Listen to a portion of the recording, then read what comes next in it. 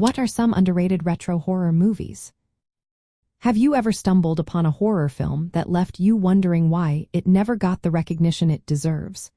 Retro horror movies are often filled with hidden gems that showcase unique storytelling and artistic flair.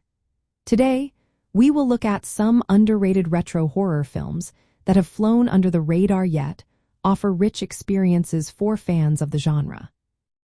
Let's start with Let's Scare Jessica to Death, released in 1971. This film is a slow-burning horror that masterfully uses sound and visuals to create an eerie atmosphere. The line between psychological paranoia and supernatural elements keeps viewers guessing.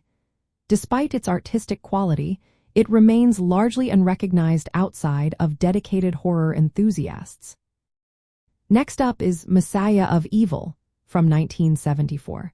This film is an overlooked classic that features a surreal style reminiscent of Italian horror. Its dreamlike narrative and memorable zombie scenes challenge traditional horror storytelling. It deserves a spot in any retro horror collection. Another noteworthy mention is The Innocents, released in 1961. This Gothic horror film centers on a governess who suspects a haunting. Its moody atmosphere and plot-driven storytelling are hallmarks of classic Gothic horror, making it a standout despite being overshadowed by its remake. Moving on, we have Steel Trap, a low-budget indie horror from 2007. This film presents a sadistic game scenario that appeals to fans of suspense and mystery. It embodies the do-it-yourself spirit of indie retro horror filmmaking, making it a unique addition to the genre. Then there is Frankenstein's Army, released in 2013. Set during World War II, this found-footage horror film mixes Nazi experimentation with monstrous creations. Its creative concept and practical effects provide a refreshing take on retro horror themes. Motel Hell, from 1980, is another film that deserves attention. This satirical horror about cannibalistic farmers balances dark humor with horror elements. It has developed a cult following, yet it is less frequently discussed today. Lastly, Eight-Legged Freaks, released in 2002, is a creature feature that blends horror and comedy. With its giant spiders, it reflects the early 2000s trend of mixing genres and practical effects, contributing to the nostalgia of retro horror.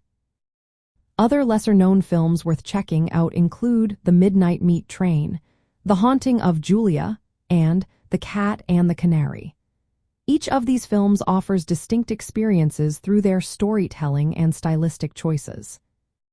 From a cultural trends perspective, these underrated retro horror movies highlight how past horror styles are being rediscovered through internet communities and streaming platforms.